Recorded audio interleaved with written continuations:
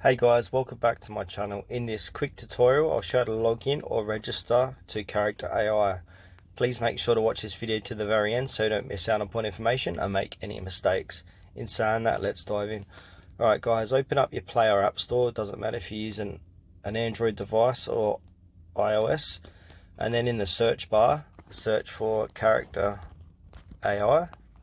And if you haven't done this already, go ahead and download and install this Character.ai app. So there you go there, it's pending. It's going to download and install on my phone. I'm going to pause this video and get back to you once it's done. Alright guys, it's done. I'm going to go ahead and click on open now. And now from here, you want to click on either get started or login.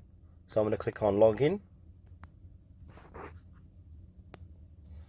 And you can either log in to your account here, but if you don't have an account, you can continue with Google, Facebook, Discord or Apple, or you can just simply sign up here and use your email account.